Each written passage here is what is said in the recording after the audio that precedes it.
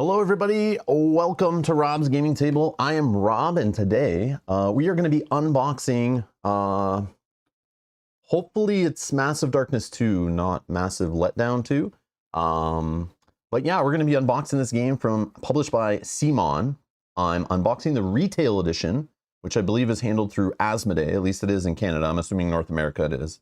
So yeah, we have the core set, we have the base game Hellscape, and we also have the campaign box Heavenfall, which is an expansion that obviously adds the campaign mode to the game, which if you've been around the channel any length of time, I'm always interested in trying out campaigns in dungeon crawling fantasy games, of course. And Bosco 2K, thank you for subscribing. Unfortunately, it's not Bosco 4K, as we are in 4K today. So make sure if you're watching live or later, make sure YouTube is actually putting it in 4K. Sometimes they don't. They lower it based on your internet connection, or sometimes it just gets stuck. So you can hit the gear little icon or whatever it's called, the gear symbol, and change your resolution to 4K. If you are watching on a 4K screen, obviously, if you're watching on, a 2K or 1440p or 1080p or whatever, set it to whatever. But if you are watching this on a 4K screen, you should see things in a higher resolution. You can wait till I'm not fully on the screen like this and I'm smaller before you switch, just so you don't have to stare at my face in 4K, but it will look better for the components, not necessarily my face. I apologize for seeing me in 4K. I do apologize. But anyways, Buell, yes, thanks, Captain Obvious. I asked, Buell says, morning all, I'm curious as to what Rob thinks of the quality of Massive Darkness 2. I've heard mixed reviews. I asked him quality of what? Components, gameplay, the whole thing? And he says, components initially. You won't know gameplay until you play it. Really? I wasn't aware of that. Just joking, Buell. I just wasn't sure what you meant in general, like if you were curious about my thoughts down the road after we played it, like what you were curious about quality. Like when people say they want to know the quality of a game, it seems the majority of people for a game like this only care about the miniatures. So when you said quality, I assumed you meant components. But we're only going to be looking at components today. Obviously, we will play this game on the channel in the future. So if you're looking for Massive Darkness gameplay, we'll play the campaign, we'll play the regular mode a little bit. We'll at least play a little bit. We'll play a couple live stream episodes. If you want to join us for those live stream episodes, hit subscribe, hit the notification bell so you're notified when we go live. Make sure you turn on your notifications so you don't miss those live streams. If you're looking for those live streams when they are scheduled or they happen, they will be down below in the video description of this video. You'll find a playlist link. And in that playlist link, you'll find all the videos, including our next video with Massive Darkness will be Mel painting it tomorrow night live on stream in 4K. Join us for that.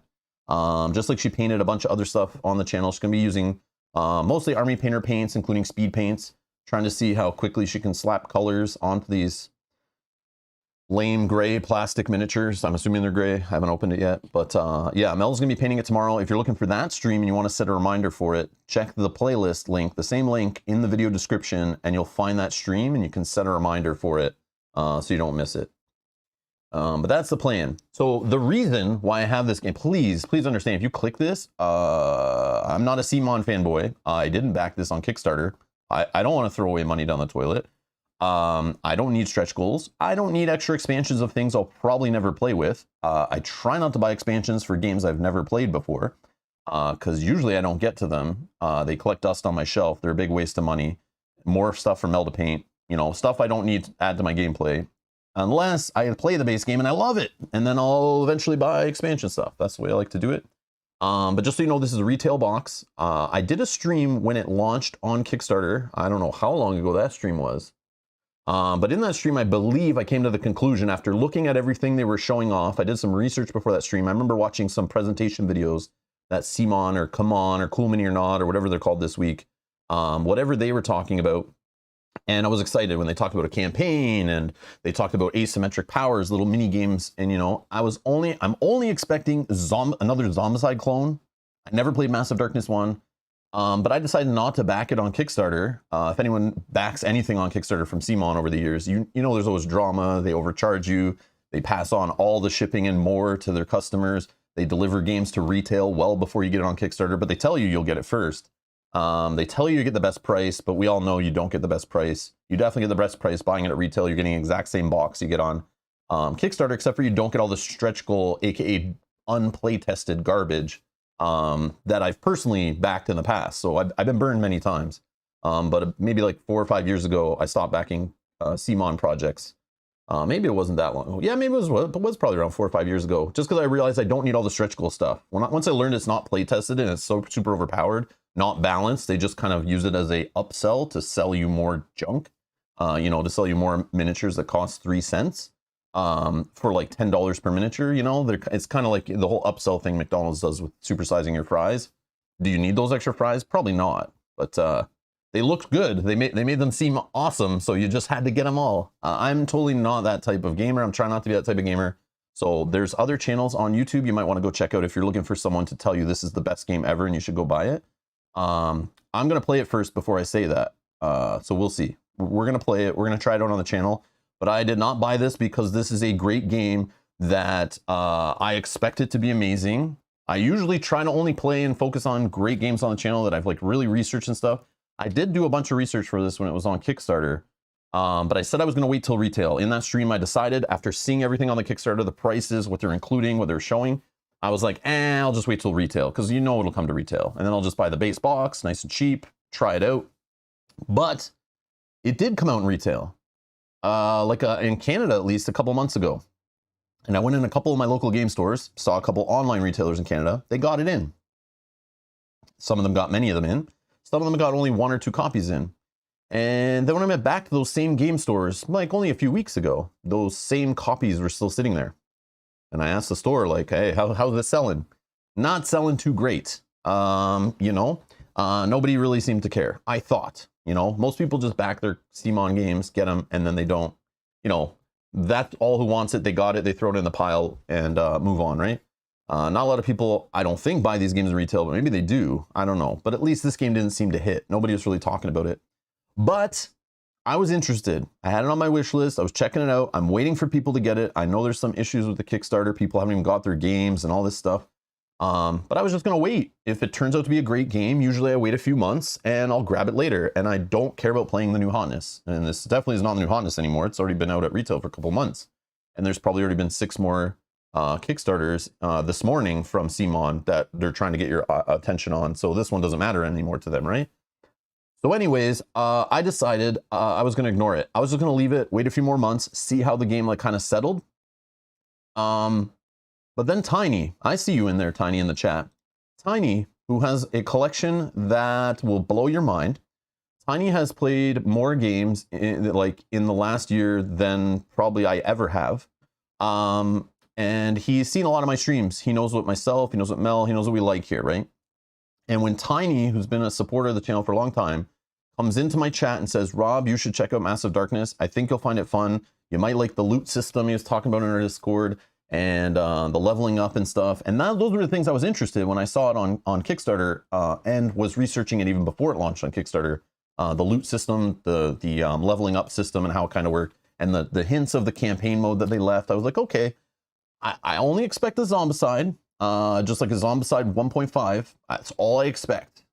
With some fun little gameplay, maybe keeps my attention for a few playthroughs, and we move on.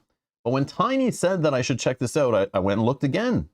I went and got the rules PDF. I started looking at it. It was like, okay, Mel, what do you think? Mel's like, you know what I think. I love these kind of games. Kyle loves these kind of games who plays on the channel. Justin loves these kind of games. We've played hours and hours of Zombicides in the past. Like we were on the Zombicide, I think, second Kickstarter back in the day. I remember overpaying for a copy of the original Zombicide at like a comic book shop because I couldn't find it anywhere. It was out of print.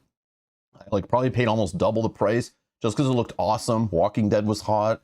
Mel loved the whole zombie thing. We had other friends and family that loved the zombie thing. So it was a super amazing like kind of gateway game to get people into the hobby and playing like dungeon crawlers and stuff.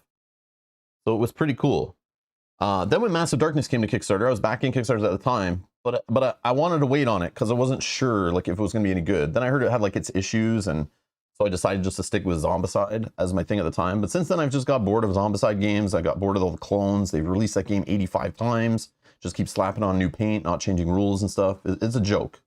So I stopped buying Zombicides. I can't support that stuff. That's stupid. And I know I'm basically just, I bought this. Full disclosure, I paid for this. Almost 200 Canadian dollars. I paid for these 2 boxes that we're going to unbox today. So this was not sent to me. This was not free. I bought this. So if it's not good, you're going to hear some complaints. That's for sure. But yeah, I just expect a beer and pretzel, kind of have fun kind of game. We're going to unbox it today, look at the components, which is like not that important, but Mel's going to paint them. So I'm going to unbox them today. We're going to look at it, maybe browse through the rule book a little bit, because I need to know a little bit more about campaign mode. I want to know if there's like jump in, jump out and stuff. But we're just going to live stream, unbox it, go through the 2 boxes, kind of look at things, and have some fun, hang out on the live stream. I'll answer your questions and stuff, throw them in the chat. And yeah, we'll just hang out for a couple hours before our Star Wars Imperial Assault stream later tonight. So yeah, so we only have a couple hours before I have to set up for that stream. So yeah, that's the idea. I just went and grabbed this morning oh, sorry, I should get to that too. So when Tiny said I should check it out, it wasn't just Tiny that did it. I said, okay. Tiny might be crazy. He could have been on a drug binge, or, drank a ton of alcohol when he was saying that stuff in my chat. So I didn't trust it fully. I thought, maybe he was like trying to put another giant all-in Kickstarter up on like the high shelf using a ladder, and no joke, in a ladder in his game storage, I guess, wing of the house. And he might have fallen, and maybe one of the games hit him on the head. So he could have been crazy telling me I should check this game out. So what I did was I posted on Patreon for our supporters, on YouTube for our viewers, and polled everyone and said, hey, let me know. You pick one of 3 options. Should we check out this game? Should we get this game? Should we even waste our time, or spend our time on this game? Option 1 was yes. Just play it a couple times. Let us know your thoughts. Option 2 was yes. We want to see you go through the whole campaign. And we love doing that on the channel for most games. We'll quit if it sucks. But and then option 3 was no, not interested. So out of those, all the people who were polled, it was like 340 something people. 68% were in the yes side. Okay. 32% were no. So out of the total, 36% said, yes, I'll watch 1 or 2. 32% want to watch the whole campaign. 32% were not interested. So the fact that like 68-ish% of my audience, small sample size, of course, because we hit 15K recently. Thank you everyone for that, by the way. But a small sample size, only 300 and something actually responded to the polls. And I know those polls only show up like, if you go hunt for them, or on the mobile phone and stuff, the mobile platform for YouTube, they'll show up. Not everyone sees those polls. I know that. They're not the best shared, but so I was just curious if there was a decent chunk that would even care about this game. To me, I wasn't that interested. I mean, I was, because, it's got fantasy theme, dungeon crawler.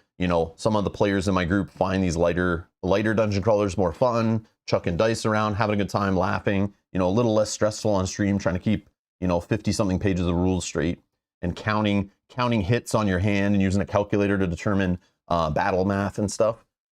This is not that. So it's nice sometimes to relax on a weeknight, have a beer, maybe Kyle comes over, plays with Mel, and we just play like a campaign of this for fun, right?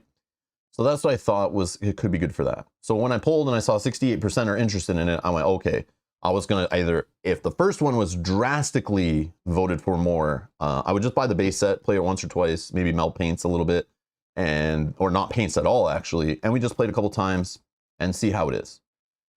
If it's any good, then we paint it, then we buy the campaign expansion. If the second option on that poll had a ton of votes, I would have got the campaign box. That was in my mentality, was trying to like decide, do I buy the base game, or the base game in the campaign box, or don't even touch it. But yeah, since it's like 32% aren't interested, which I think is a pretty low number considered how many different games we put on the channel. And I know some people, like there's a mass audience of our channel that only like a specific game we play, or a specific lifestyle or living card game we play. So I totally expected way less people to say yes at all. So I decided just go grab it today. So we're just gonna unbox it. I need to prime it after this stream so Mel can paint it tomorrow. Start painting tomorrow. She might do a paint stream this weekend, painting more of it. So if you want to see Mel's journey painting it, subscribe, stay tuned. You'll see all the painting here. So blame Tiny for the poll, or me even considering the game now. I might have looked at it maybe a couple months from now and seen reviews and the overall impression. If nobody was talking about it, didn't have a good rating, people didn't care, and not really having fun with it, I would have just not cared, because by that time I have Oathsworn and all these other games to play. We have Hunter's AD to still play. What else we got that's campaign-ish? I don't know, we could play like Dungeon Degenerates still. There's other games that we've shown on the channel that I would gladly go play the campaigns of. But this one I think is good for, you know, my group right now. We're kind of looking for something a little lighter anyway. After we're finished Star Wars Imperial Assault, which should only be a couple more episodes, playing through that campaign. So this might slide in right after that if we like the campaign mode and stuff. We'll see. But if Mel and I play it, or Mel and I and Kyle play like a couple basic missions and it's no good, we're not playing the campaign. Like we won't bother with it. We'll just play 1 or 2 episodes and get rid of it or something. So that's the plan. So yeah, we'll blame Tiny for making me make a poll, which then I found out there's some more interest than I expected, and that's why we're here. Hello everyone in the live chat, by the way. Hello, hello, hello. I see you all chatting in there. And since we are in 4K, there is a longer chat delay than normal. So feel free to post in your questions and stuff, but I'm sorry if there's not direct responses or quick answers. I'll try to get to it, and in a minute I'll focus on the unboxing, kind of check in with you guys. But feel free to throw in your comments. If you're watching this later, bring up the live chat archive and see what people are talking about, what they're saying about it in there. Always a good time. Always a good time. So this is Massive Darkness 2. Hellscape is what the core set box is called. It's a 2.58 weight. Supposedly only 60 minutes playtime. Best with 3 players. Oh, that might fit nicely. Okay, we might be playing this 3-player. That's all good. It's good to see the community saying that, because that's why I was thinking of playing it like that. At least it's not like Zombicide, right? Where you're forced to play with like 6 characters. I think in this one you don't have to, right? I think you can each play like, you can play like true solo or true 2 players. Maybe, I don't know if you can play true solo, but it does say 1 player. I don't know if you need to have 2. If anyone in the chat knows, let me know. I'll find out obviously before we play through it, but I'm assuming we can each just control 1 character. If that's the case, that's awesome. But I remember Zombicide sucked. If we want to play 3-player, we'd each be controlling like 2 characters. It wasn't that bad, but it's just weird how it didn't have any scaling. Kind of lazy. I don't know if this does though. I think this does with the mobs coming on the board and stuff though, right? Yeah, Matthew, we will get to Hunter's AD at some point on the channel for sure. Like for sure. Mel's still working on painting it. She was actually painting it like just yesterday or the day before. She's almost done. She's getting there. But no rush on it because we don't have a slot to play it yet. So she's going to switch to painting this too. And then we'll play this first. And yeah, we'll get to Hunters eventually. And same with Oathsworn. Yeah, whenever that shows up, we'll see how it's going. But again, no rush. We'll see.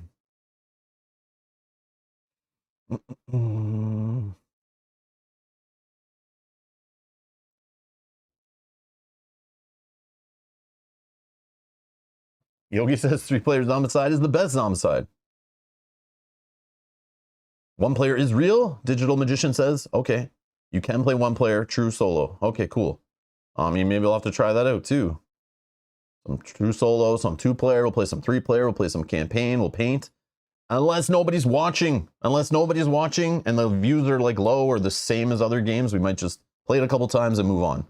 No problem. Like I said, we got freaking giant games that I would love to get to, and a backlog we'll get to, plus more games coming. So there's other games I haven't even mentioned that I don't even want to say, so I don't hold myself to playing them for sure. Because if I don't like them or they just don't fit at the time, I'll just throw them in the backlog. And we will see. Okay. And then the other thing we have today is this. So this is the Massive Darkness 2 Heavenfall is what this one's called. This adds campaign mode to it. So it's like a must. Weird there's no campaign in the box. I've always been annoyed with Zombicides just being like 10 scenarios. They're not connected in any way. They're very repetitive, very lame. So I'm looking at this game. If this campaign is not interesting, I saw there's branching paths and stuff, so there's a little replayability maybe.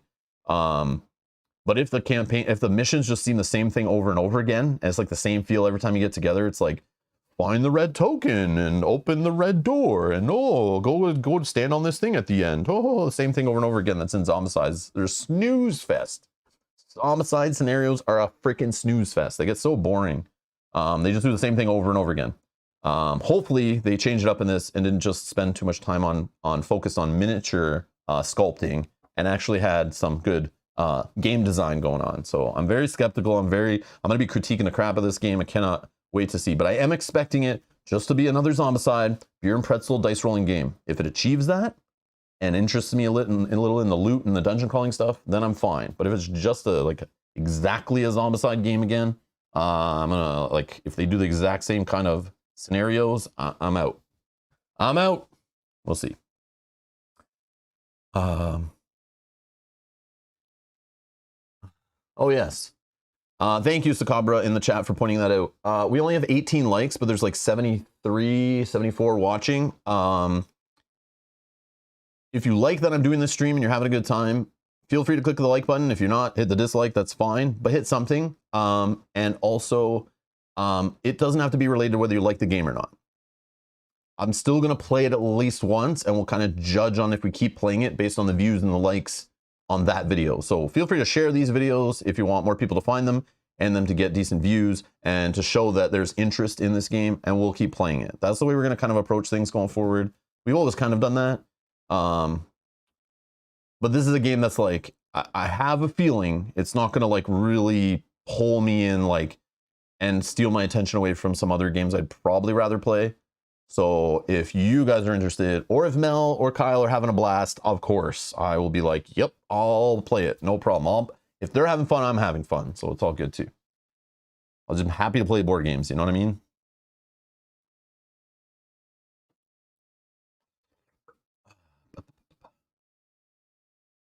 All right, all right. Thank you, Sakabra, for pointing that out, by the way. Okay, so just out of curiosity, I went and looked. So Massive Darkness Hellscape, the core set box is like $88 US, just out of curiosity. And the campaign expansion is like $40. So keep that in mind when we're looking at this stuff, what you're getting and that kind of thing. I figure it's good to like kind of know what's out there. But I paid, like, after taxes and everything, like around 200 Canadian for just these two boxes, which is normal because usually a CMON core set box like 120 Canadian plus tax. So the expansion wasn't too bad, but still, we'll see what we get inside. But always good to know your value, like dollars versus components, but that's not the important part. It should be dollars versus hours of fun on the table divided by people having fun, right? So we'll see how that is going forward. Okay, as you can see here, no, I wasn't excited to get inside it so much that I ripped off the plastic. I just hate the reflections and the glare. I have a bunch of lighting up here and it starts reflecting and messes with the camera exposures and stuff. So I just cut the tops of the plastic already, but I haven't taken it off yet. So these haven't been opened or anything. So please stop yelling at me, okay? I had to do it. I hate it. I hate the reflections on the shrink wrap in this room. It's so annoying, but that's just me. That's just me. All right, so we'll throw this one to the side. We don't need that one right now. And we're gonna unbox Massive Darkness Hellscape. This is the base game. As you can see, it's Guillotine Games, the same guys that are behind designing and pumping out Zombicides every 30 days or so. And then CMON. And then Asmodee, I believe, handles the retail distribution of it.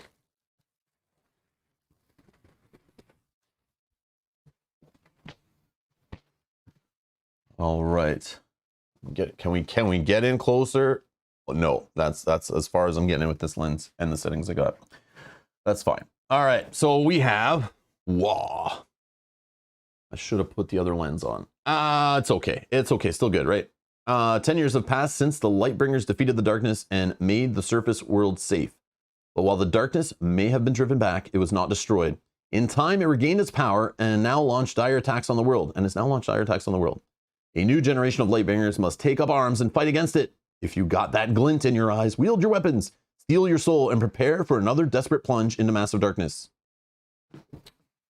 So I've never played Massive Darkness 1. Please keep that in mind. I don't ever want to play Massive Darkness 1 based on what I was told about that game by other people that I've played board games with in the past over the years. And please do not buy this game based on me owning it. If you're a fan of the channel, you're like, if Rob has it, I gotta own it. Please don't do that, please. Please wait till we play it at least to see it in action and stuff, or go watch some reviews or other playthroughs if you can't wait. Just please. I know there's some of you that just go, I'm not one for supporting this company, I'll be honest. I'm not a fan of how they treat their customers. So please keep that in mind. I wanna make sure this is very clear. I paid for this amount of money. I'm being honest with you guys. This company is like, you know, I know it's people and all that stuff, but they're very scummy with their tactics, and whoever's behind their financials and how they handle their business. It's definitely not customer first. That is for sure. But hopefully this is a great game, or a good game at least, and we can have some fun with it. So yeah, so just keep that in mind. All right, take on the role of the Lightbringers, a group of heroes setting out to fight the forces of darkness in its own lightless realm in this thrilling, it's thrilling, guys, cooperative game. Players control different hero classes, each defined by their own unique components and playstyle. Engage hordes of enemies in gritty combat, loot their remains, this is where I like, to upgrade your heroes, and use the shadows to your advantage to slay your foes. No game master needed in this standalone game that pits players against the infernal depths and beyond. We're going to hell. All right, so box contents, we have 68 plastic miniatures. Sorry about that, Mel. 6 heroes to paint, 8 mob leaders to paint, 48 minion mobs to paint, 4 roaming monsters to paint, 2 bosses to paint. We're not even on the expansion yet, so I hope we have enough paint, Mel. 18 dice, 18 level pegs, 6 hero bases, 6 hero dashboards, 4 class dashboards, 1 darkness board. Oh my god, guys, look at this. Look at 2 bags. 2 bags are included. We do not need to find 2 opaque containers around our house. 2 bags are included. Premium stuff we got here. Wow. Okay, 1 rule book, 1 double-sided boss dashboard, 8 double-sided game tiles, 395 cards, 356, oh my god, tokens we have to punch out. We're gonna get paper cuts. Holy crap. All right, 1 to 6 players, 14 plus, 100. Whoa, hey, what's going on here? I was just on Board Game Geek and it told me it was 60 minutes playtime. This tells me it's 120. What's the truth? What's the truth? And here's your Gamegenic sleeves. Yeah, this is how you know it's published by Asmodee, because they're pumping Gamegenic sleeves on you. So yes, Asmodee does for sure handle CMON. I don't know if they own CMON at this point, but they do handle their distribution and retail at least. Yeah, so this is basically an Asmodee product in North America at least. That's what I'm getting from that. So keep that in mind. Keep that in mind.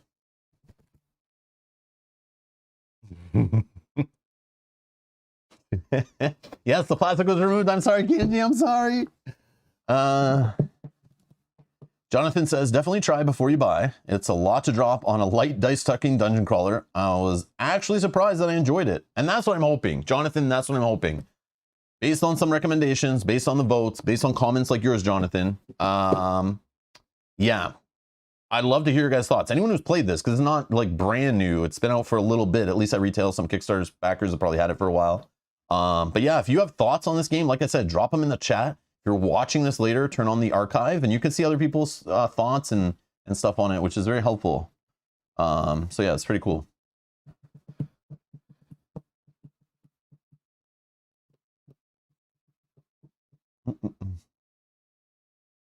Oh, Tiny says those 2 bags are very specific to game function, not just bling.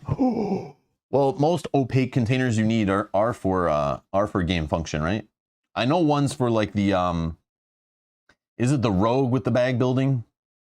I think it's the Rogue, right? You bag build and you pull out stuff, and yeah, we'll find all out that stuff at some point. Kenji says, Rob, your sarcasm isn't coming through. Can you amp it up to a 60, please? Don't worry, we'll get there.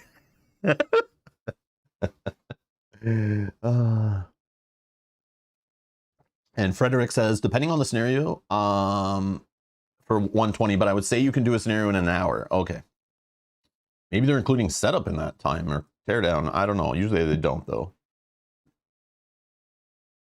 Ponta says, that's how I measure a good day. The more paper cuts I got, the better day I had. And Bob says, 2 bags included. That just means you're going to actually need 4 bags. Oh, Rogue and Treasure and Tinker. Ooh, okay. Okay. All right. Let's get into it. Let's get into, oh yeah. I guess I should show you the sides of the boxes, you know, because it's an unboxing. So we definitely got to show you all the sides of the boxes, because that will definitely help you in your purchasing decision to know whether, I guess some people display games on their KLAX, because we all know when you're backing a game on a Kickstarter, It's not because you're going to play it for sure. It's just because you need to fill up your Kalax with boxes full of plastic and cardboard. So those boxes better look nice on your shelf. So that's also another thing. So let's take a look at that, right? And here's the top. Okay, so you'll always know what game it is because it looks like the logo is on all sides, which is a win, right? So you could lay it flat and they got you covered on that, or you can put it on its side and they got you covered on that. So check that off under amazing features of this game, okay? We're already at the tippity top of quality and we're only halfway there. Anyone the reference? No. I always try those references. Nobody knows where they're from. My audience doesn't watch some of the same streams I watch, I guess, but we'll see. We'll see. All right, here we go. We're taking off the lid. Oh, good smells inside the box, guys. Good smells. The glue. I smell the good glue. or it's maybe the ink off the rulebook. Oh yeah, it's a freshly printed rulebook. Oh yeah, not bad, not bad. Not bad. Not bad. Not the best, but not bad for smells. There we go. Frederick says, my Kalax is already full.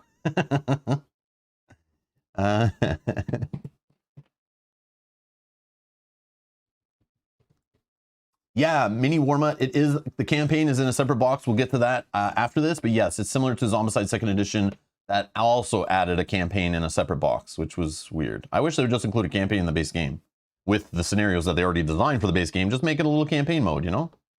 So weird. And then let people play it standalone if they want. But they should definitely show that stuff off as a campaign. I just wish they had that stuff. But of course they want to upsell you on extra things. So here's our rule book, which is, hold on, how many pages? 48 pages? No, hold on. 52-ish pages with a game summary on the back. Oh, good job, guys. This is what you need. Use the back for, oh man, they're already like, I don't know, man. They're doing better than some of the other companies' games I played recently. Burn cycle. Burn cycle. Yeah, that's what you should have. You should always have reference material on the back, not art, not a blank page, not the credits of the designer. It's reference material. So when it's sitting beside you at the table and you're learning the game, you can look at that, and you don't need table space for an additional reference. You know, the rulebook's already going to be beside you. All right. Oh, hold on. There's everybody. Get your phones. Get your phones. There's free digital content. Scan the screen now. Go, go, go. Expand your game experience with free online quests. You just have to give them your credit card number, your address, and sign up for their email mailing list. Just click, go, go, scan, go. But yeah. All right, so we got some, we'll look at all the game components in detail as we unbox it, but the rulebook, obviously high quality, glossy, beautiful colors, high definition, nice printing, nice fonts. I mean, the italicized writing stuff, not a fan, but hey, it's there. The story so far gives you a previously on Massive Darkness. Game overview, basic concepts. Oh, we got the little plastic boards like they started putting in Zombicides after the first couple. Maybe after the first one they did that, I think. Black Plague, right? Wasn't Black Plague the first one to start doing this? Well, I guess that's like the third one. Maybe it was the third one that started doing it. I don't know. Or no, that would have been the fourth, right? Because there was like Zombicide, then there was like 2 other Zombicide standalone games. I don't know which one started using the boards. Maybe it was Black Plague. So it was the 4th Zombicide, I think. Yeah. Oh, there's our treasure bag. Holy. Wyatt says they already have my social security number.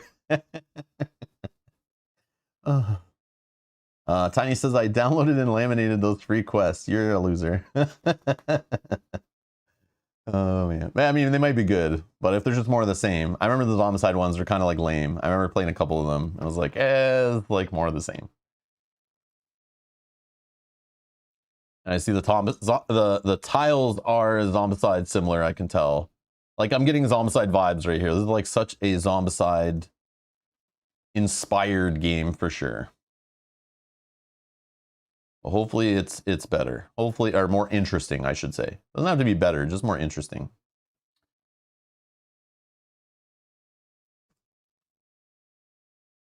Yeah, it's got similar like comic book cartoony style art. Yeah, it's like all the same designer, same artist, I bet, as all the like more recent Zombicides and stuff.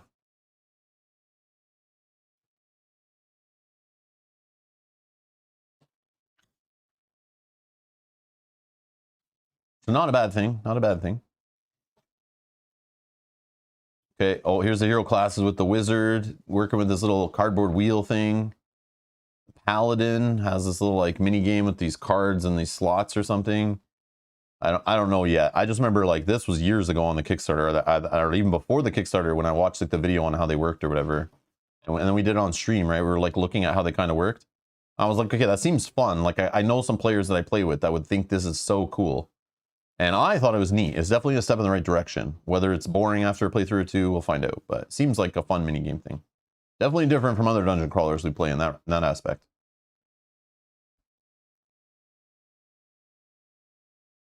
Highway to Hellscape. So here's your standard quests. I'm sure they have the tutorial quests, right? Yeah, tutorial quest. There's like 2 tiles just to give you a taste of some of the rules. I'll definitely do a 6-hour stream just playing through that. Well, I don't want to spoil. This is like some heavy. Holy, look at like all these tokens. What the hell is going on here? What are all these symbols? There's so many symbols on the maps. It's just telling you where to put things. That looks like tokens, man. That's a busy little setup there, I think. Man, I'm going to mess that up. Every time we're going to have something in the wrong spot. It reminds me of setting up Sword and Sorcery, but there's like less. Well, actually, there's probably about as many tokens. They're just bigger maps, usually. More play space, maybe. Maybe they're not. Okay, cool. Oh, wow. Okay. Oh, Mel's going to have fun painting some of these. If you're watching, Mel, if you're still there, yeah, there's some large pictures of these guys in the rulebook. So when you are painting, get the PDF online or use this rulebook. And yeah, you can probably get some nice big images of some of these guys, which is good. At least the bosses, it looks like, or the bigger miniatures, maybe. But there's like art all throughout here. So maybe you can find pictures of each one in the rulebook. Like whatever this guy is. Cool. And reference on the back. Good stuff. Oh, we got our instructions on where the minis go. Oh, free digital content. Scan now, get it here. Go, go, go, go.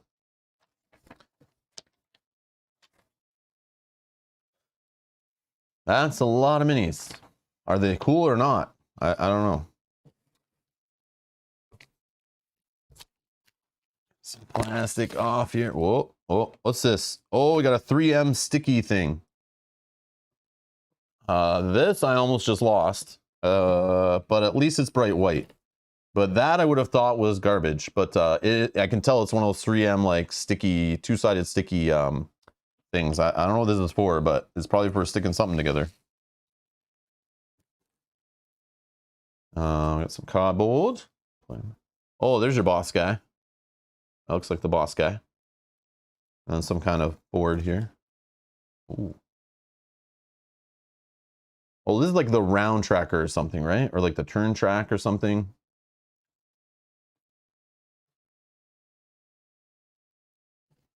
What we got here? Oh, cardboard punch. Hold on. Oh, that stinks. That stinks. Yeah, don't smell that. That's not a good smell. That's not a good smell. No, Tiny, I can throw this away.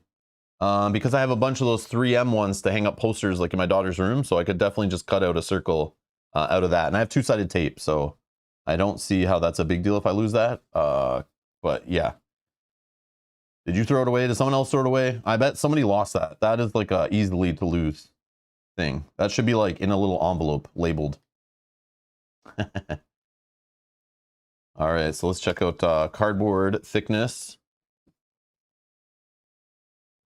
Okay, standard quality stuff. Standard quality stuff.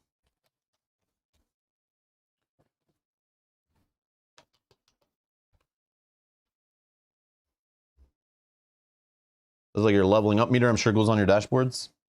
Probably shouldn't punch all this stuff out now, but that would take a long time. But I will have to do it at some point. But really, I just need to get the minis out of here and prime them today so Mel can paint them tomorrow on stream. At least some of them. Start them at least. Okay, lots of tokens. Lots of tokens, little bridges to go on spaces on the map. That's kind of neat. We have a little blacksmith. Is that what that is? A little blacksmith? Oh, we got damage tokens. Looks like we're gonna need those red dice for streaming this game, and a blue die, some kind of blue dice to track whatever that is. Is that XP or something? Actually, why am I even asking the questions when I could just go to our handy dandy component list? Mana tokens, health tokens, mana tokens, objective tokens, treasure tokens, found tokens, loot tokens, fire frost tokens, time corruption tokens, enemy spawn tokens, regular portal token, roaming monster token, bear trap token, regular chest token, greater chest token, lifebringer token, door token, spike trap token, forge token, pillar token, activation token, bridge token. Only a couple different kinds of tokens. That's not bad. Like that, I'm getting like FFG vibes here, man. This is like a lot of tokens. This is like a throwback. All right, we got some cards.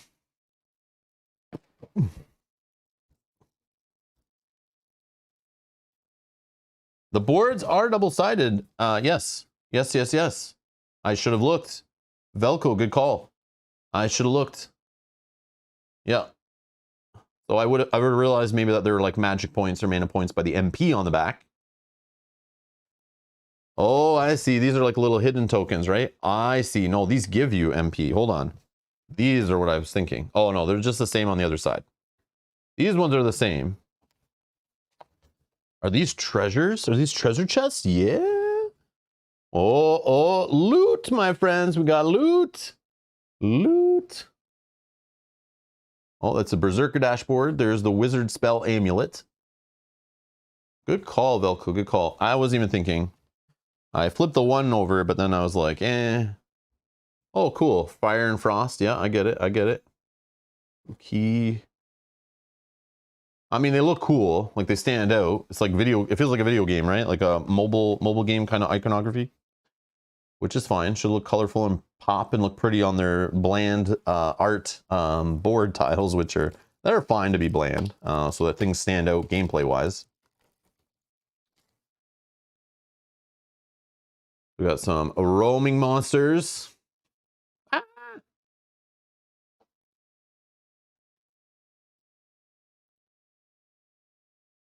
Again, we'll play with some of these and you'll see them, but right now I don't know how they work.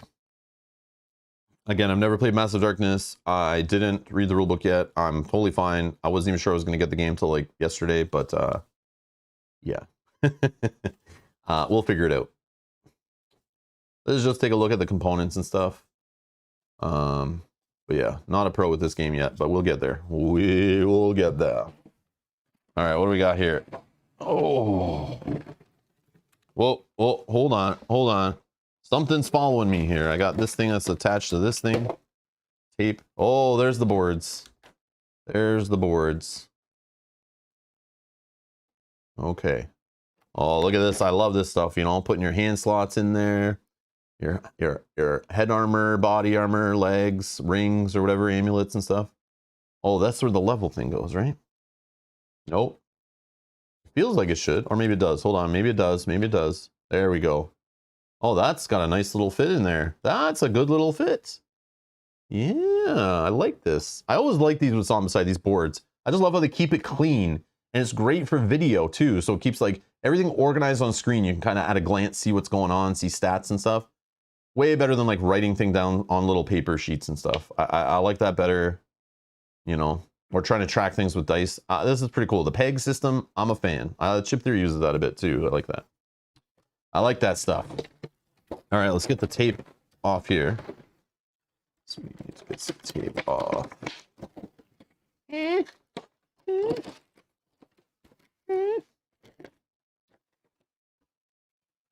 Tape, I know you're there. I know you're in there.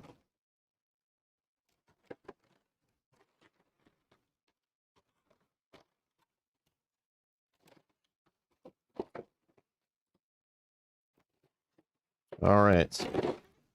Oh, there's like multiple layers of trays here. Okay, got a lid. Okay, got a lid. Oh, then we got numbered miniatures. Like numbered on the bottom here. Number 7. I don't know. Standard miniature Simon stuff. I feel like they haven't really changed in the last 10 years, but still pretty cool stuff. I mean, they do feel a little more not as soft, I think, than the last Simon things that I've played with. They remind me of like a Cthulhu Death May Die kind of quality, I think. But again, I should have had something nearby to compare, but it's definitely not the same quality as Descent Legends of the Dark or whatever. Those are definitely like some pricey, high detailed quality minis, but these are pretty good. Definitely amazing for a board game, right? There's like more than what you need. Definitely more than what you need. But that guy looks sick. Like, I'm a huge fan of the fantasy stuff, and that it looks awesome. Like, look at that giant freaking sword, and it's not bent. Oh, it's kind of bent right there. But hot water will fix that. Some hot water will fix that. Cool. Cool mini for sure. All right, sorry, back to these. Let's take a look at these ones. Let's go with this one here. Little skeleton dude with his broken shield.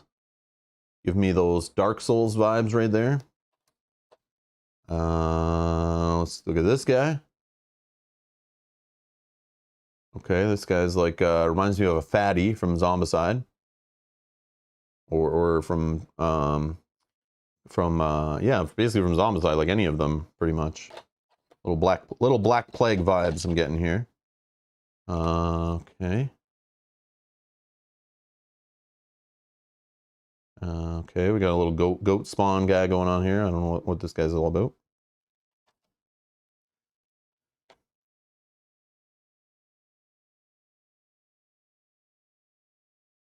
Yeah, these will look so much better when they have paint on them.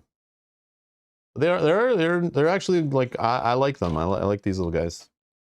They all look different enough. That's the problem with, like, I found with Zombicides, right? All the zombies kind of look the same, and you couldn't tell runners from walkers and that kind of stuff. Some games where you put like a lot of miniatures on a small hex or square or grid, they all kind of blend in. So even playing with these just gray plastic, you have like short, medium, taller ones. They kind of stand out. They have weapons that are very different.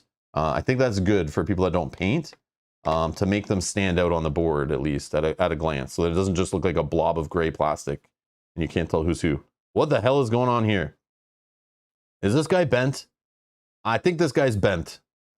Or is that how he's supposed to look? Are they supposed to be like that? Well, his sword's bent. He's got one straight sword, a bent sword. What the hell? Do I need some hot water for these guys? Yeah, I'm instantly hearing the former popular hip-hop track by Fat Joe, Lean Back, playing in my head right now. Okay, can you hear it? Can you hear it playing while these guys are doing their lean back, right? What the hell is that? This guy's leaning back hard. I don't know if they're supposed to be. I think that one, yeah, some of them are leaning back further than others. Yeah. Hot water. We're gonna put these in some hot water before I prime them. They might have been too hot going into the mold. I don't know. What are you guys saying on that? Give them a lick? I don't want to lick these ones. Get bent. They lean back, but that one looks crazy. Okay, yeah, one of them is like so lean back, like he's leaning back so hard that his sword is like bent. I don't know. He's doing the Matrix, like the dodging bullets.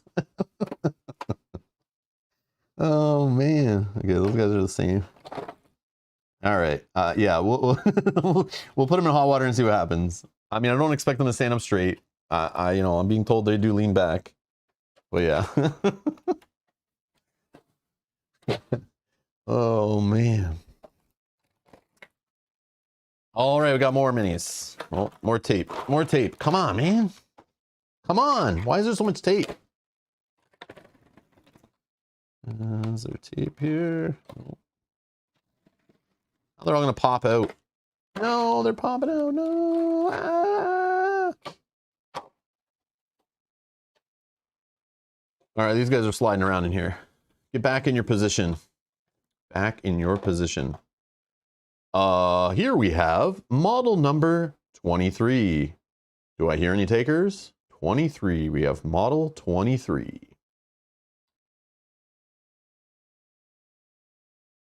That's cool.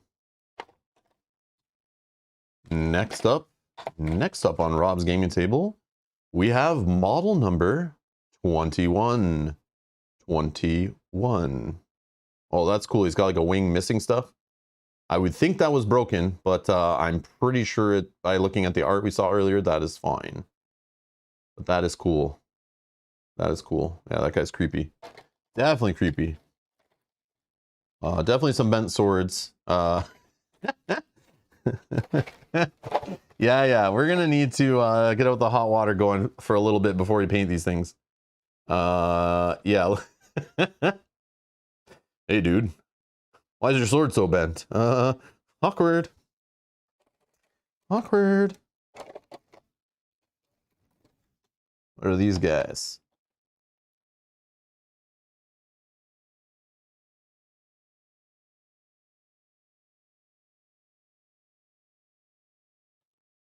Little crawler guys. All right, we already looked at this guy. Oh, hold on. We'll save that guy. Hold on. We'll save that guy. Let's, oh, that's cool. That's kind of cool. All right.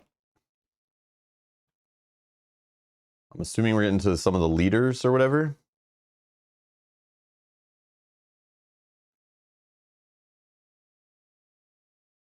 Yeah, we might not be able to play this game for a couple weeks at least, if Mel is going to be painting all this stuff too. We could grab a scenario and try to, like, you know, we'll leave some of the bosses and stuff. They don't need to be painted right away, but it sounds like, and what I'm seeing here is like, this is kind of nuts. We got to figure out, like, maybe Mel only paints like the characters we're going to start with, like the 2 characters we're interested in trying. Just to kind of, so we can play it while you're painting it kind of idea. But I'm okay to wait. Like, we have other stuff we're playing, so I'm okay to wait a bit while you paint it. So no rush. No rush. That's cool.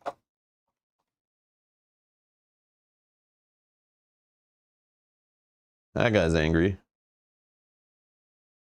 Again, you'll see these in more detail when Mel is painting them on stream. And you can find that painting stream. It's tomorrow. It's in the video description. There's a playlist link for those that join late. You can check out Mel painting some of this stuff tomorrow. Like a very small amount of this stuff, I'm sure. Maybe pick a couple characters to start painting or something. But maybe she'll just paint like one copy, like one mob, the leader on stream, and then paint the rest of that mob or those mobs off stream. Just maybe, like, I don't know if she'll be able to paint every single miniature or every single type of miniature on stream, but we'll see. We will see. Okay. I don't know if I did this guy, but these all look so sick with the wings and stuff. And the dynamic poses. Dynamic poses. Look at those. Oh my god. All right. We're going to do these guys, and then we'll do the characters. Look at this. Look at this. That looks sick.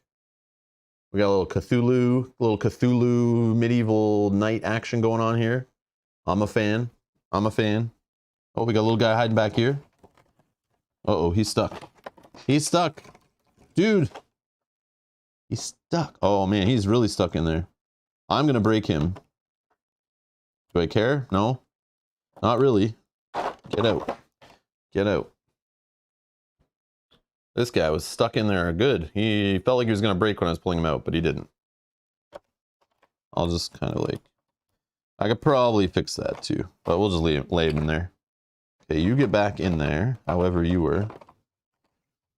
And putting these away is going to suck. All right.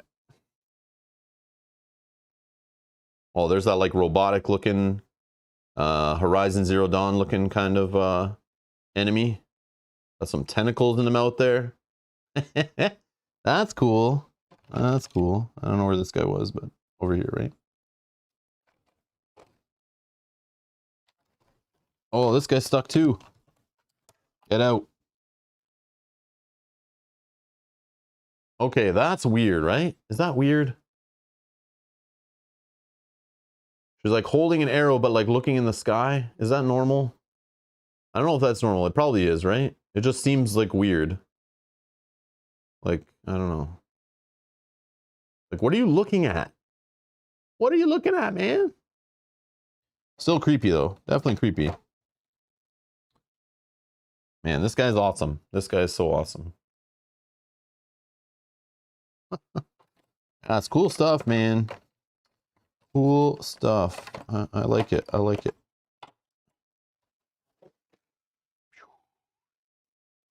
Yeah.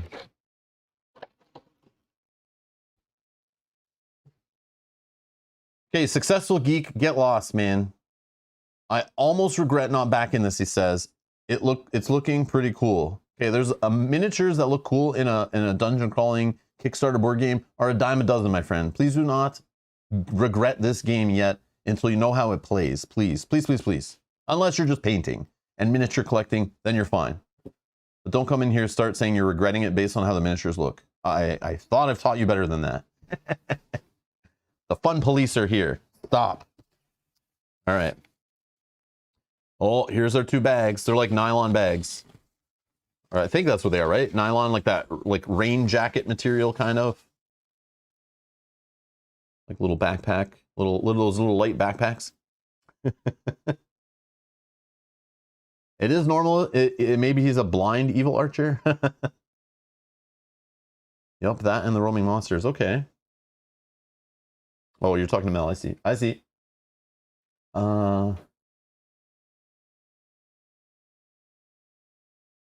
So Tiny's saying a tip, just bag them. Store each mob type in a bag with a label and their name. That way, when you play, you just grab the bag. That does make more sense. But what I think I'll do, actually, since we're only playing like 2 or 3 players, I don't think we need all those mobs. So maybe Mel doesn't even have to paint all of them, I think, right? The mob, because there's 6 of each mob, it looks like, and I bet that scales to player number, like player count. Nice, successful geek. I know, successful geek says, I know I have so much in arena, ATO, Bard Sung, and so much more. Yeah, you don't need this. You don't need this. I'm triggering your FOMO. No, please don't. Please don't. Oh, that's not what I'm here for. I'm just here to check out the components, but please, wait till we play at least. Wait till, unless you just want more miniatures to paint. These miniatures are cool. They're definitely, I'll hats off to them. They're awesome. So definitely have to take a closer look at this bag. Super important. Okay, we're gonna open the bag there. Let's see if we can. Okay, we're gonna check inside the bag. How's that look? Does the bag look good inside? I can kind of see through, so I don't know, the quality of the bag's not the best, but I don't think we'll see the components inside. But it is kind of see-through. Let's check the yellow bag, which has this awesome symbol on it. And that's loot, right? Like this, I have okay, yellow is like my favorite color. Yellow and black, best combination. And we have the loot bag, it looks like, with this loot symbol on it. And we're gonna find loot in there. This is an awesome little component right up my alley. It was like speaking to me. So here's the inside. Okay, super important. Okay, right in there. We can see the 4K quality of the inside of the bag as I wrap it around the lens. Okay, this is important stuff. This is what you guys need to know, the quality of the bag material. Okay, let's take a look at that string. All about that string. Okay, like this isn't your usual unboxing you see 99% of the time on YouTube. You come here, you get the real important stuff we focus on, okay? Because unboxings are super important. Quality content right here. All right, trays. Got some more of these trays. They're all the same, so we've already kind of looked at them, but you get 6 of them, I assume. Yep, 6 trays, 6 trays. Okay, Let's throw those out of the way. Oh, yeah, man. I'm going to get the Zombicide. Exactly Zombicide right here. Okay, dice. Dice look cool. Nice rounded corners on them. Feel a little light, but not bad. But again, I come from rolling like chip theory dice most recently, so I'm a little more snobby with it. But they're still fine. They'll do the job. At least they're custom. At least they're custom and not just boring D6s.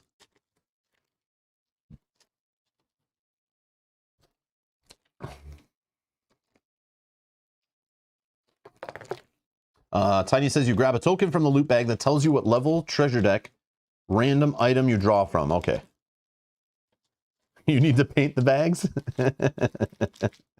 No, the bags look good. The bags look good. All right. There's your dice. There's your dice. Yep. They feel good. They feel good. Let's test them out. Yep, they definitely feel good. The dice are good. Okay. They had a good feel to them. They flew through the air at a good speed as I dropped them in. Yeah, some nice bounce. Hold on. We gotta get some more testing. Hold on. More testing. One sec.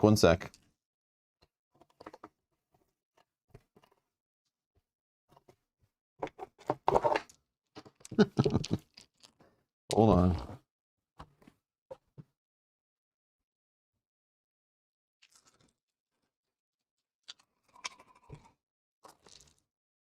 Yep.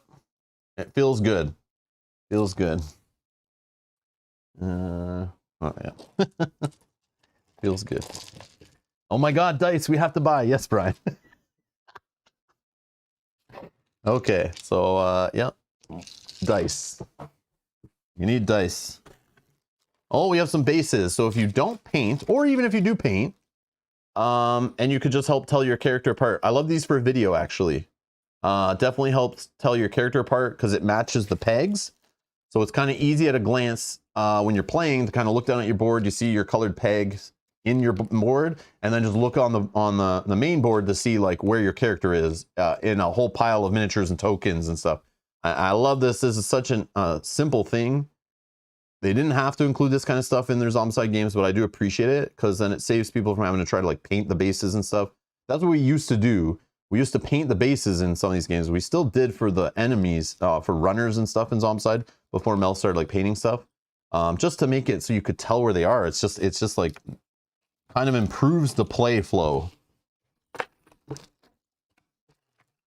All right. Cards.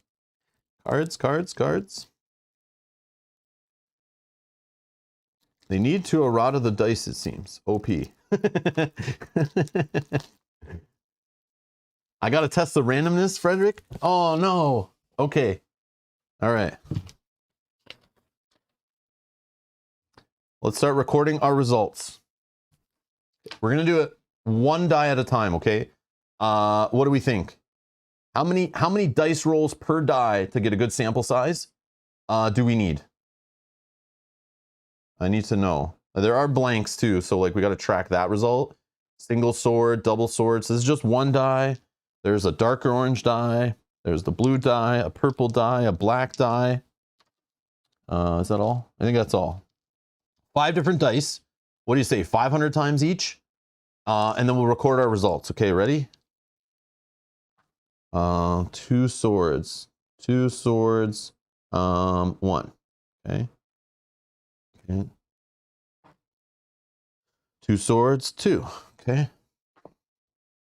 Oh, we have 1 sword and a circle kind of explodey thing. Okay. So we got 1 on that result. How many people have I lost so far? Just kidding. Oh, another 2. Okay. You guys are cool with we go through the whole thing, right? I'm just kidding. Oh, Successful Geek says 946 rolls. Oh, crap. Okay. Buckle in. Buckle in. All right, just kidding. All right, just kidding. 160. You guys are losers. Just kidding. All right. Okay.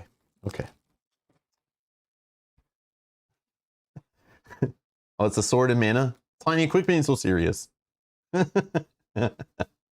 Quit answering my questions with good information, okay? You're supposed to be answering with silly stuff.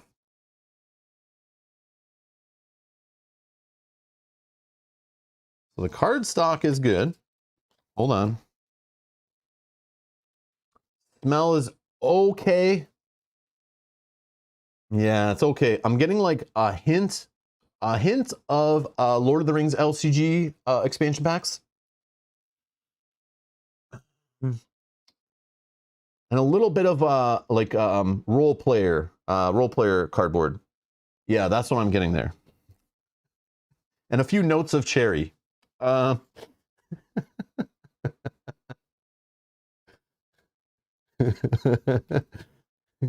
Yes, Tiny, you are crazy. I mean, no, you're not. You're perfectly fine. Well, these are the characters in the game, which I didn't even look at in the miniatures, did I?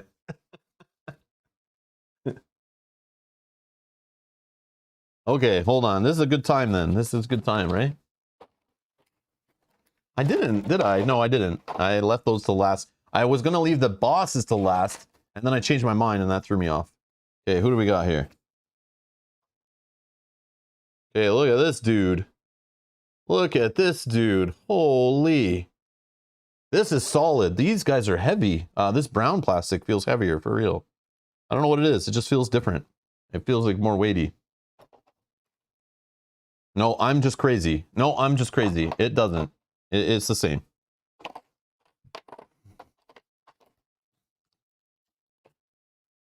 Oh, this guy. I've seen this guy in Zombicide. This guy feels Sir Ronan. I mean, he looks like from Zombicide Black Plague. He's probably not, but he does look like it. Maybe he is. I don't know. Paladin? This is the Paladin.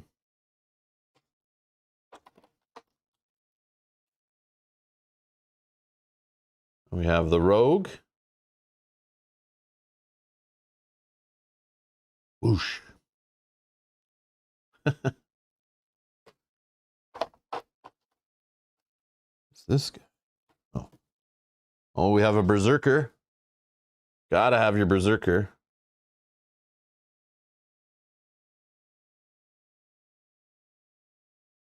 There you go. Full art on the back of the card. That's kind of neat. Help with some painting, I guess.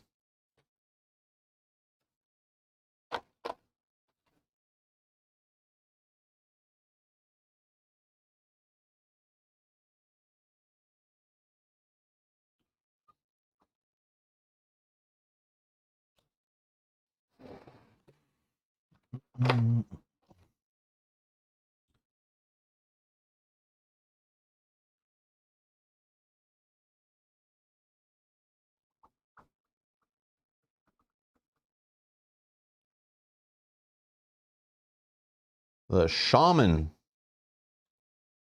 The Shaman.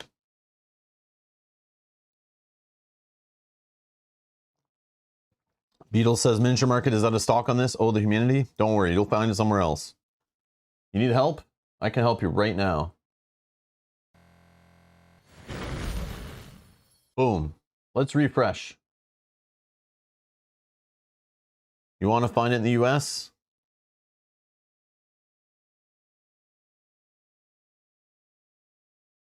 Go check out Tabletop Merchant, $83.99.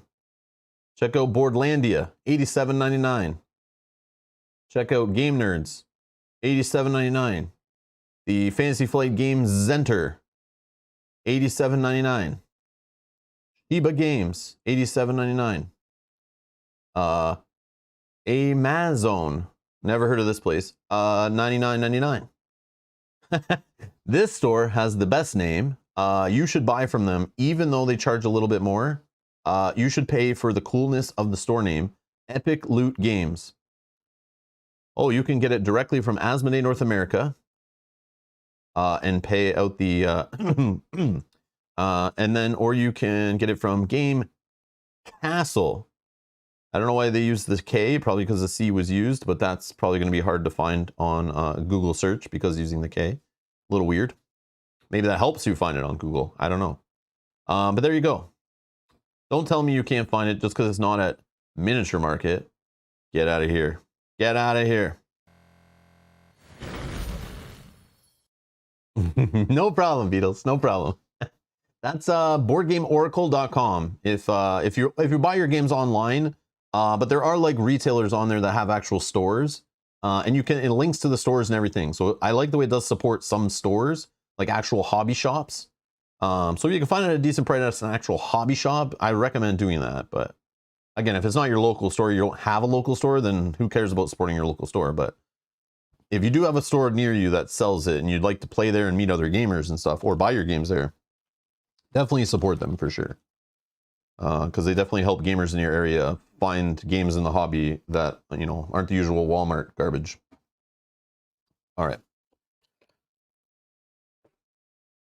Looks like we got some other cards here. I don't really care much about them until I play them or use them, but they look pretty generic and boring. Graphic design's kind of lame. Why are these so big? Door cards? They have like no text on them. Why are these so big? They need to be big to put on. Oh, here we go. That's why they're so big. Just this one seems weird. Like, why is this a big card if it's like no text on it? But I see. They had to do it. Some of them needed more text and symbols of tokens on them.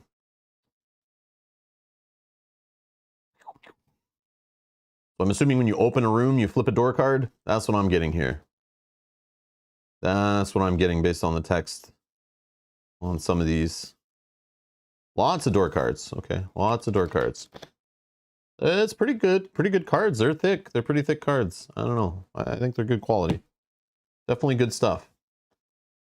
Definitely the usual like Asmodee, like, you know, kind of fantasy play games kind of quality. I feel like they probably use the same kind of printers and stuff.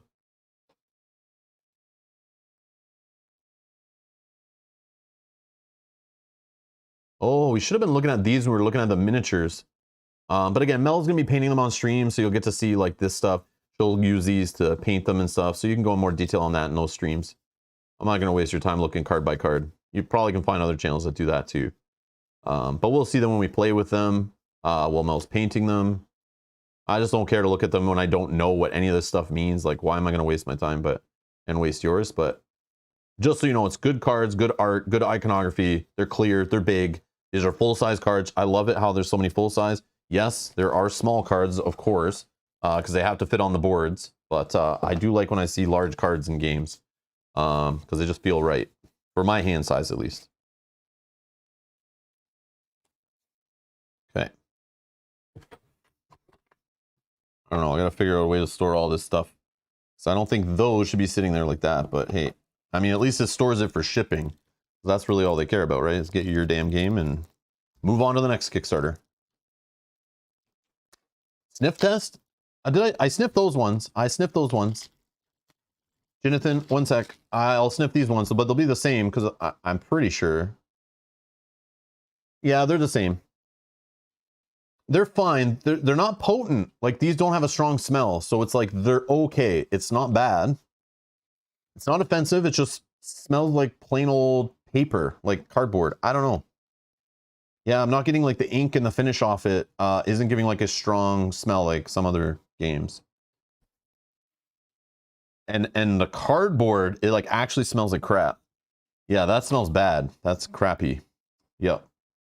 Is the game bad? Maybe. Maybe that's a sign of what's to come. I don't know. There's a lot of these little cards.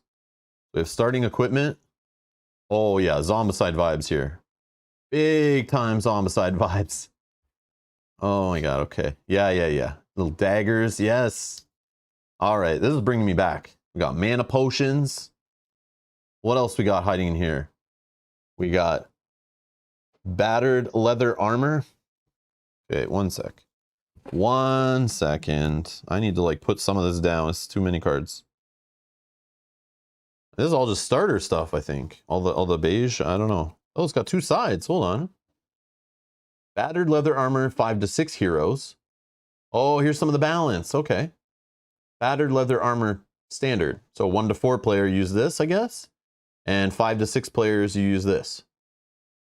So that's how they're doing some of the balance, I guess. Interesting.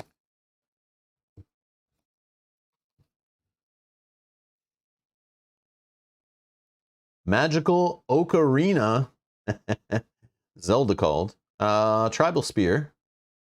Cannot perform attacks beyond range 2. Cool. Oh, common treasures. I don't know. Do I want to know what's in here? Or do I want to just experience it as I play the game like I usually do? I don't know. We'll glance through quick. Common treasure. Let's just look at a few. But there, like, look at how much common treasure there is. I don't know how many duplicates. Let's just quickly look. Oh, unique. Oh, is it all unique? Oh, okay. No, we got some monk's robe duplicates, plate armor. Okay, they're trying to get you some more armor. Okay, because armor's probably important. One thing I hate about Zombicide was the giant item deck seemed like a good idea. Buying expansions and stretch goals to make the deck of items more plentiful. Same with Dark Souls, a board game, some other games like that. They seem cool that you have this giant stack of items. But then when you like literally need to see like only a specific item, or there's only like 5 out of 100 items that actually help you win the game and the rest are kind of useless, it feels very frustrating when you spend half your game doing the search action or the let me spend some resources to draw another item because this one sucks. So we'll see. This does have a lot of cards, but at least they're divided up. And what I thought was really clever, and we'll see in practice, there is lots of common, but again, there's rare. There's a whole rare treasure pile. Like, you got potions. Okay, it's just like standard comic booky Zombicide style art on them. That's fine. I don't care what any of these do. I want to find them and have some fun. We got some single-handed weapons here. A double-handed serrated axe. Okay, well, yeah, that's cool. Okay, common. This is common, right? So again, that was one of the house rules to Dark Souls, the board game, was dividing up your loot deck into like shop piles, which is neat. And a lot of a lot of dungeon crawler games like this will get house rules on BoardGameGeek.com in the forums that people will come up with to improve the looting system or the buying of items and the armor and the weapon systems to make them more interesting and focused.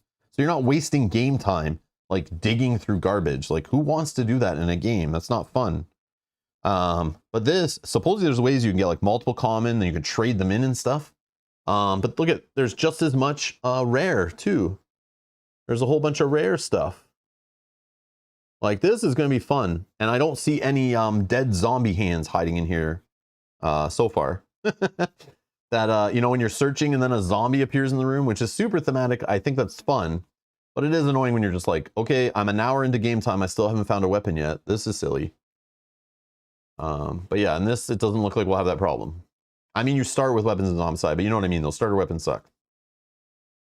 There's just certain things that if you find, you're winning. You're winning. If there's, feels like that in like Arkham Horror 3rd Edition too. There's like just certain items in the game that are super overpowered. And then there's stuff that's just like situational or you don't need, and it's like, eh. But I know there has to be some kind of randomness to make it, you know, fun and discoverable and tell stories every time you play. Oh, we got the flaming sword. Yeah. So this is rare. Double-handed flaming sword, dragon sword, double flail, ring mace, runic sword. I'm liking the looks of the weapons. That's all good stuff. Then we have epic treasure. Oh, what's this? Oh, is this the sets? You like collect sets? What game had that? What game had that? Oh, like Role Player has that, I know. The Shadowbane set. Paladin's Paragon Shield. All this is from the Shadowbane set. I'm assuming every expansion has some sets in it. Holy. We got 2 sets of the Shadowbane stuff. That's epic loot. That's kind of neat. And then we got some charms, amulets, gauntlets. Oh, look at that. Holy. Got some golden breastplate. Eternal robe. You better be able to trade loot too. Because if you get loot that's better for another character, I hope you can trade it. But I don't know if you have to be like a Jason or whatever. But hopefully they made it so if you're digging, you can give away stuff to the rest of your team. Look at that. A dragon mask. Action. Add 3 fire to an enemy. Yeah, if this game's closer to Cthulhu Death May Die than a Zombicide, even though those are very similar, I'm going to be a happy guy. I'm going to be a happy guy. If there's just like a little more to do, a little more interesting scenarios, interesting bosses and stuff, I'm going to be excited. Oh my God. There was this one time at band camp, I found an angelic flute. And then we got a golden axe. Golden axe, get it? Awesome arcade game from back in the day. Niall, thank you so much for subscribing. Sorry if I said that wrong. Thank you, thank you. Thank you for the support.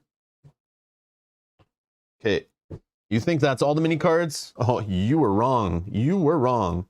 We have hundreds of more mini cards.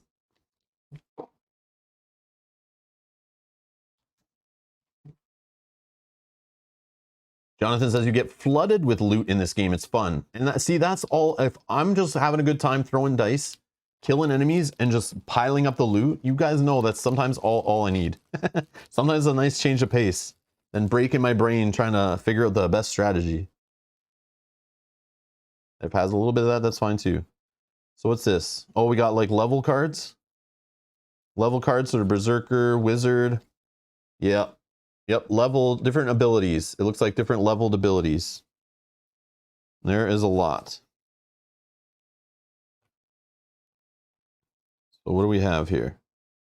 Let's look at the Berserker, I guess. So the Berserker has 1, 2, 3, 4, 5, 6, 7, 8, 9, 10, 11, 12, 13 cards that all have varying levels.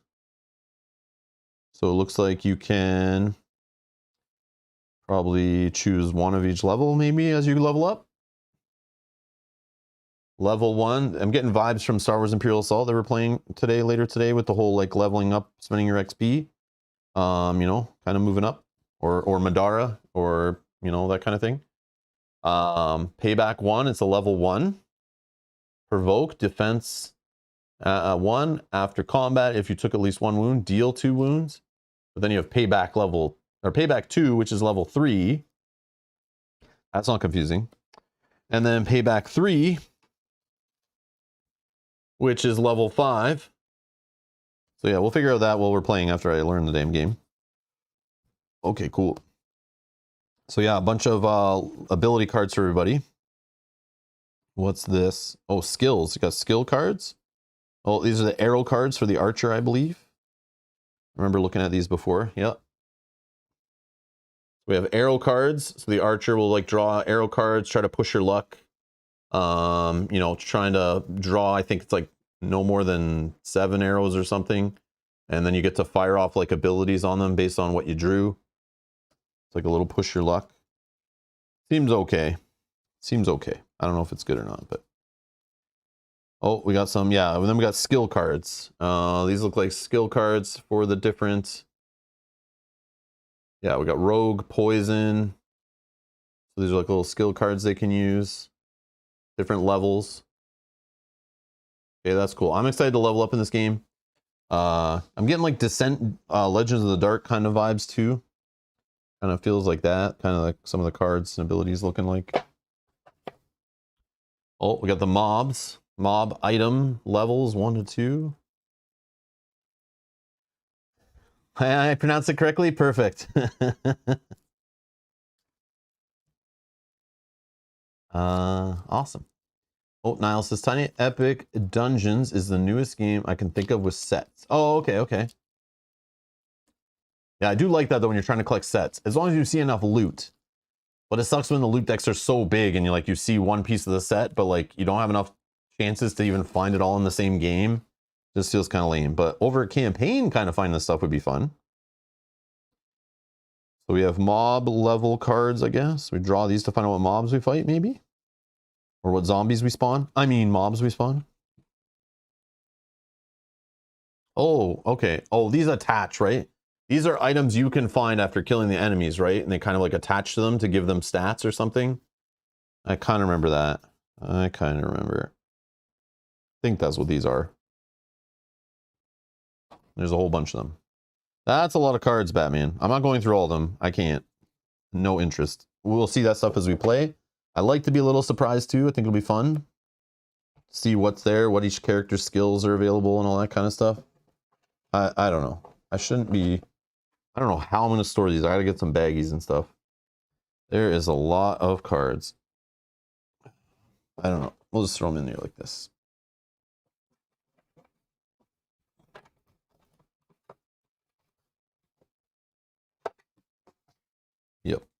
I don't. Whoa. Almost dropped that whole stack.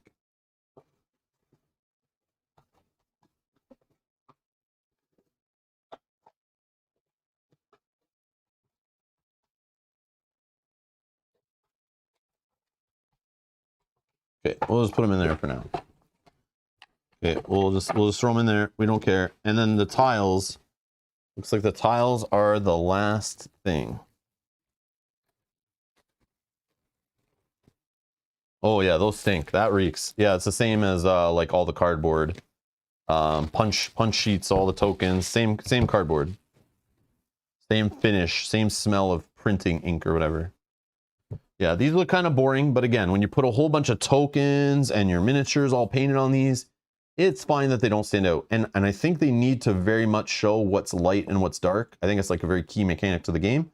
So they do look kind of boring compared to some other games we played. But I mean, they get the job done. Like there's some art in there. I don't expect much from these. After playing like Zombicide, there's not really a lot going on them that much. They're just kind of like big squares, but I mean, you can tell where the walls are. It's very obvious. And again, this is just background, right? This is just background to all the cool chests and tokens and enemies and miniatures, you know. But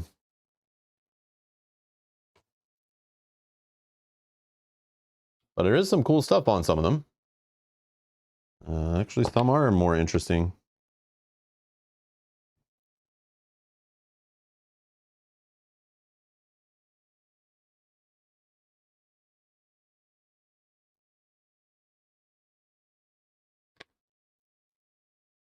Uh-oh.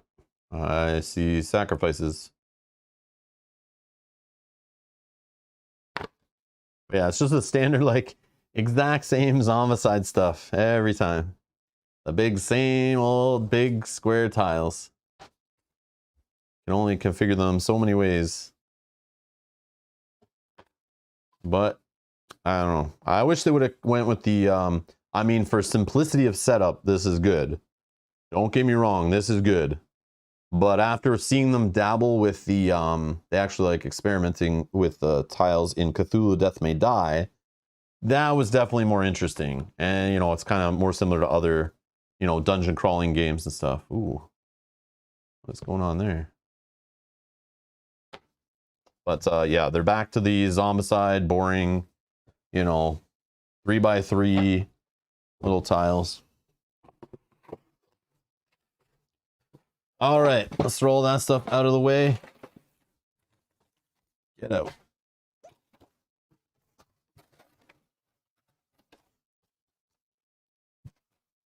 We can just throw these in here for now. All right. We'll clean all this up after while I'm setting up Star Wars. All right, let's get on to the unboxing of the one I care about more, is the Heavenfall expansion, the campaign mode expansion.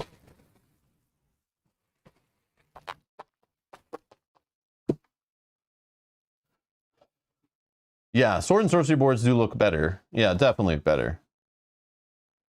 But again, for simplicity of like, sometimes it's nice just to get together with some friends and only have to look through a stack of like 9 tiles to find one and just set up like 4 of them on the board and play. Like that definitely helps with setup. Does it look as cool on video or when you're playing it? No, it just kind of fades into the background. But I mean, that's fine too. That's totally fine.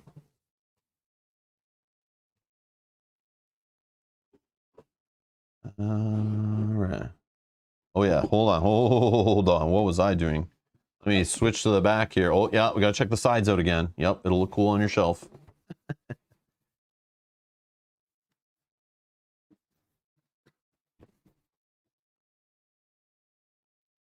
So let's read. In every prior massive darkness, the infernal hordes flooded our realm, and the divine host battled them back, often without mortal intervention. Yet, in this instance, the angels and their kind battle indiscriminately, or even as allies of the infernals.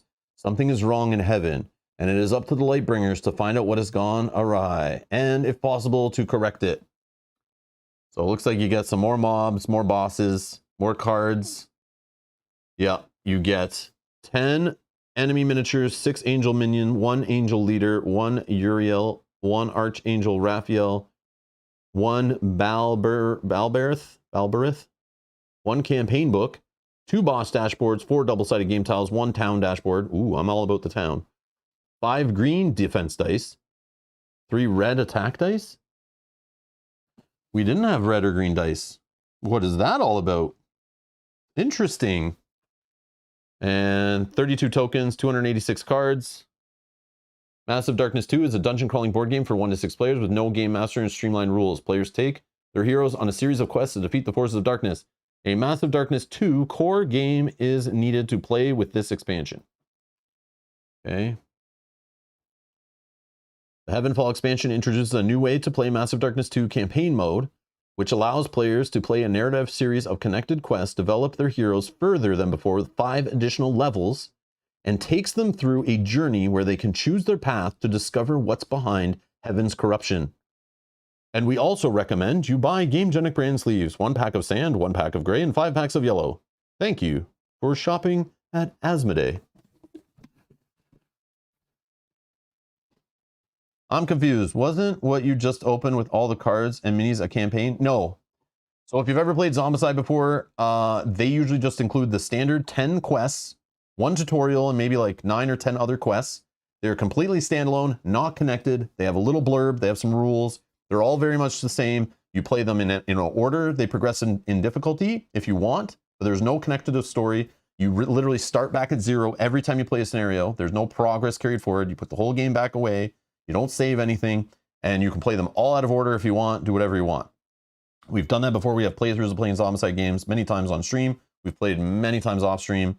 But the base game in this does the same thing as a Zombicide. It's just standalone quests, no story.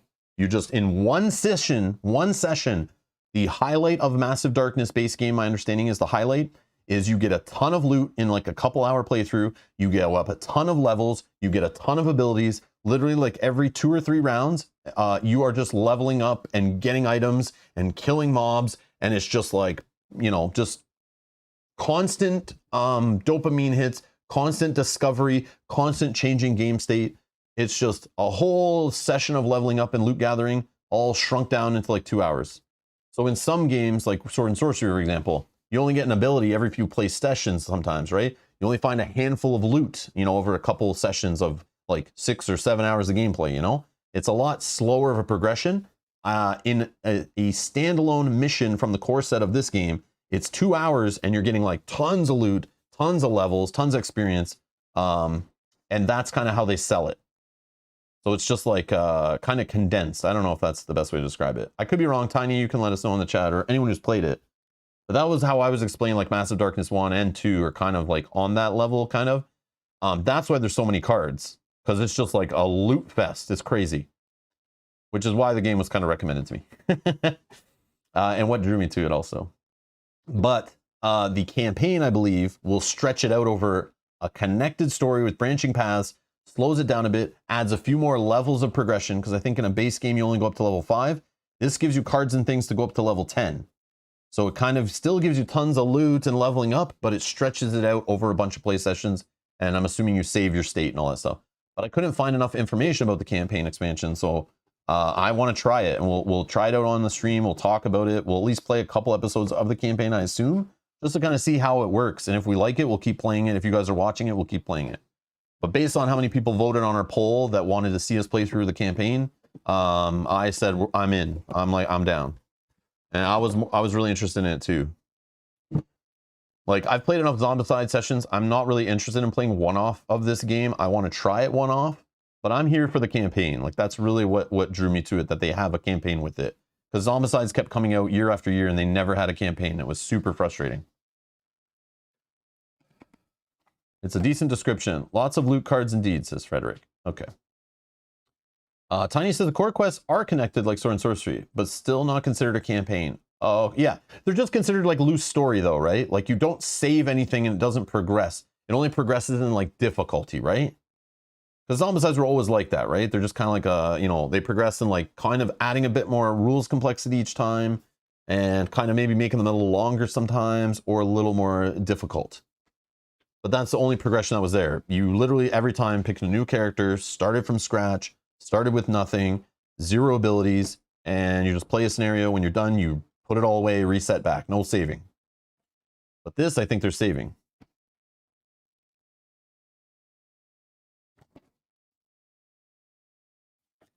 So this is the stuff we get. Okay.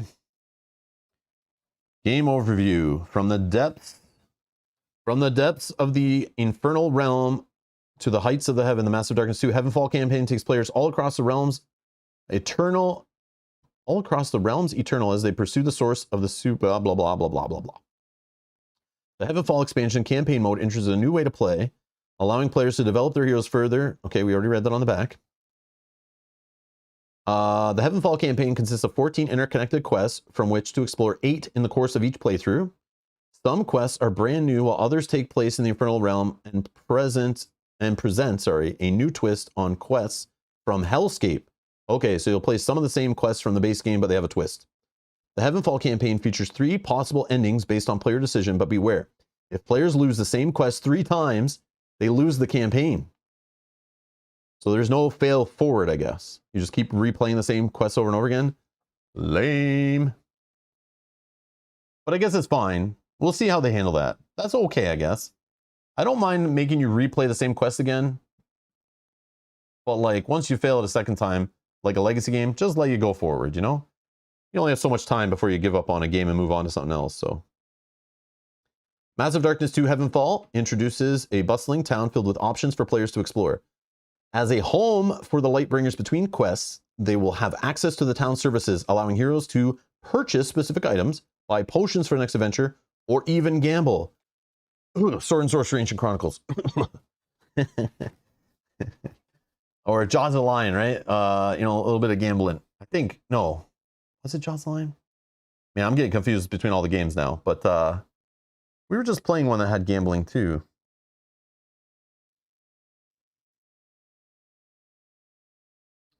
Man, I don't remember. Holy. Yeah, I don't remember. What was we were just playing? Oh, Folklore of the Affliction. Going to town and gambling. That's what we were doing. We didn't do it, but you could. Using the town services. Whew. Brain fart. Oh, so there's new tiles in this one. Yeah, yeah. Enemies, skill cards. So there's different rules here for all this stuff. I'll have to go through it. We got campaign cards. Spoilers ahead. Okay, hold on. No. I don't want to see spoiler stuff. Yeah, campaign mode. I'll kind of put this far away from the camera, so kind of just see. Oh, yeah. Campaign phase. So there's the kind of flow. Oh, okay. Oh, we don't want to look at all the quests. Nope. Okay, forget it. No spoilers. I don't care. No spoilers. Done. Moving on. Oh, but we're good spoilers in here, right? No. I won't look too closely at the cards, I think. I don't want to spoil things for people who might play it. I don't want to spoil it for ourselves. I'm not going to read anything, really. We'll just look at kind of the components quickly. I don't know. I didn't realize they considered some spoilery stuff in this game. Or some stuff spoilery. Okay, we got some bosses. Here's our town. Gambling alley, the inventor, the herbalist, item exchange, tavern, blacksmith. The town dashboard. We got some punch board. Oh yeah, your new levels. There you go. So you got to swap out. Oh, you just flip it. Oh, that's cool. Yep, more tiles, new places to go. Oh, look at these are bright and colorful. Well, heaven to hell, I guess, right? Gotta be different. Gotta be bright. Sure.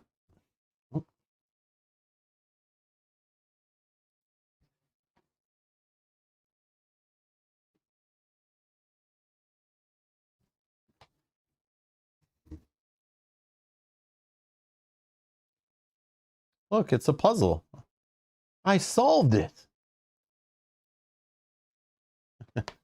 That's cool. Oh, look, we have some storage in here. Little symbols or to put your cards, I guess. I don't know. Chronicles of Dragonor has gambling. Yeah, we laid back that one. We should have the first game of that coming at some point. I don't know when that's going to be done, but we only back like the base game just to try it out. But thanks for your guys' recommendations on that one. I do want to try that one. Oh, they're cards for some of the same enemies, but maybe they're just different. For the campaign, they change it up. Oh yeah, look at all this. I don't want to look too closely, but okay, using some of the core game components, changing them up. That makes sense. And we have other cards here. Yeah, whack ton of stuff. Oh, yeah, mob cards. Yeah. Level 5, 6, 7, 8, 9, 10. Boom, boom, boom. Yep. So you got like progressing mobs all the way up to level 10. What is Darkbringer Wizard? Okay, I don't want to even turn those over. Hellfire. Well, okay. Okay, I don't want to look at any of this stuff. I don't even want to see. I want to be surprised by all that stuff. Oh, here's our Christmas dice. Here's our Christmas dice. I don't know the deal there. I don't know what makes them all different. But we got some more dice. Oh man. Feels good. Tiny says Madara had gambling, but it was horrible.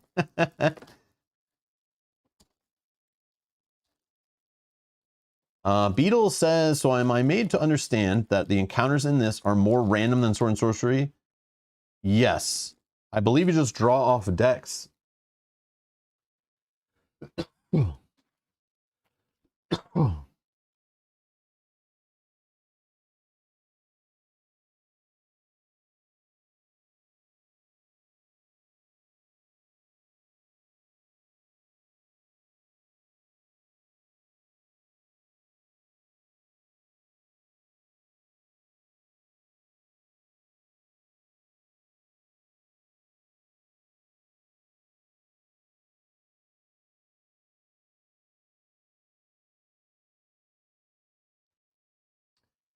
Yeah, Tiny, have you played the campaign expansion yet? I know I asked you before, but I don't think you played it yet.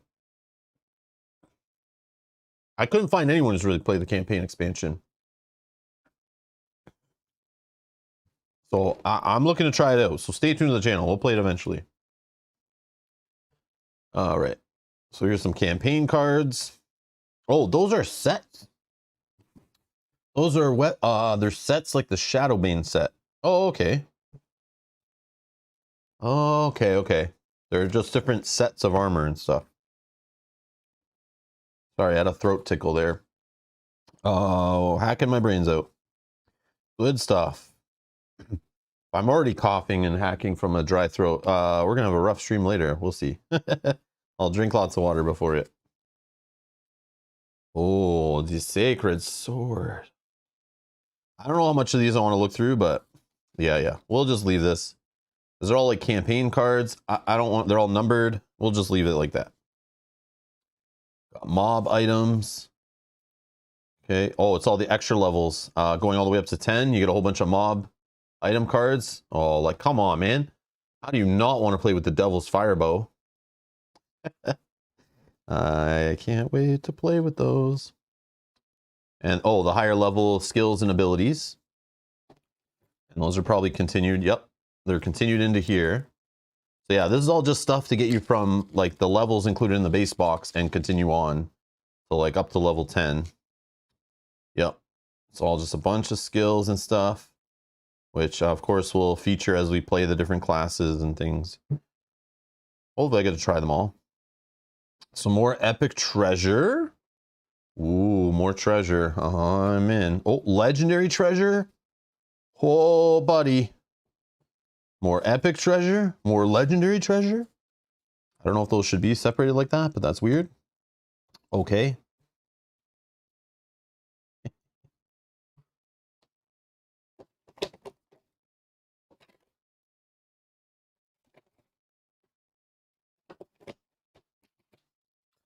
All right. Let's throw this stuff back in here so I don't lose it or mix it up. Can I get this out? I don't know. There we go. Okay, this is gonna be awkward with all the tape. Trying to get this lid off without spilling all the cards. All right, let's not do it. Let's not and say we did.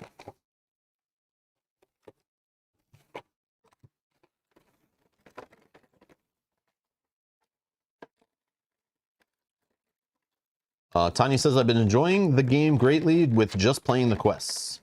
Cool, cool, cool, cool.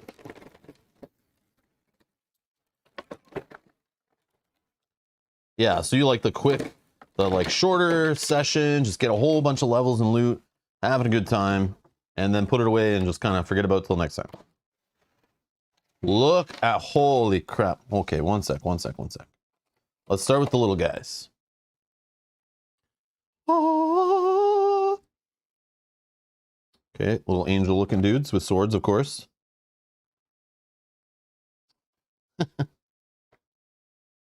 Ah. Little halos around their heads. What do we got here? Oh man, look at this dude. What is all this about? Oh, he's like glued together here. Whatever.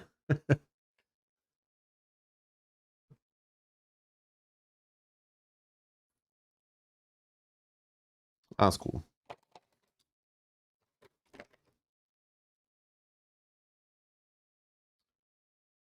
Pretty badass.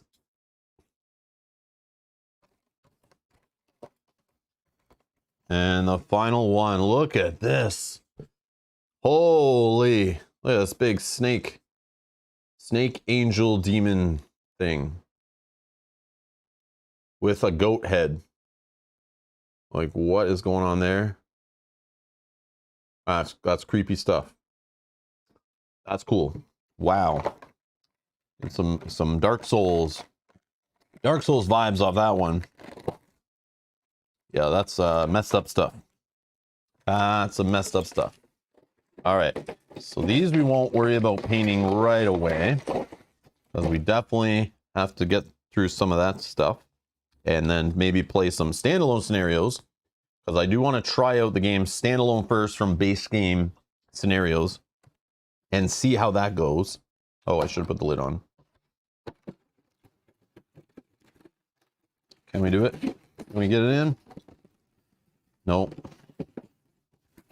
Yep. Oh, I just spilt the minis. All right, I'll fix that later. I tried.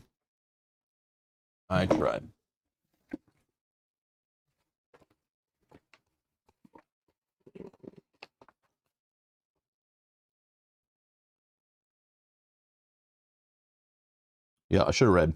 These campaign introduces, or the expansion introduces 30 campaign cards used in campaign mode. Do not look through these cards unless instructed to do so. I'm so sorry, we did look at one. They are revealed by completing quests, side quests, achievements, or by choosing one quest over another during campaign progression. Okay.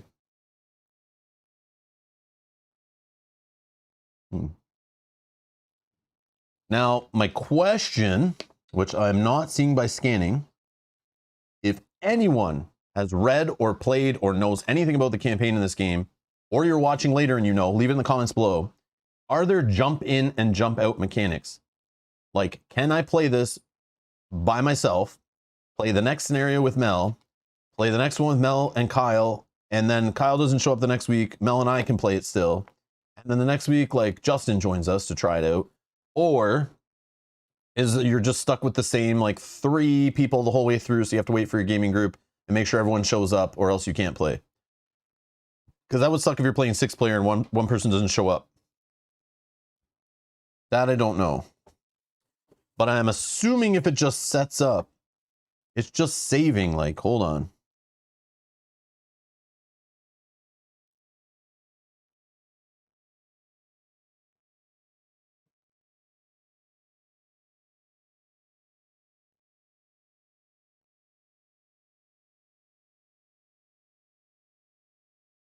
It says for setup, just continue the setup from the base rulebook and then do these extra 10 steps.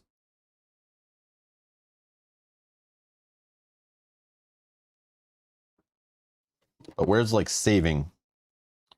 Where is saving? That's what I need. Or do you not save in this either?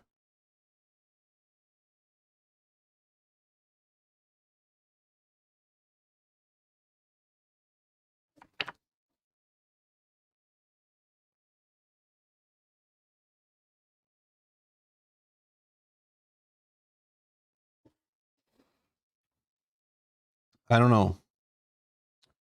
I don't know.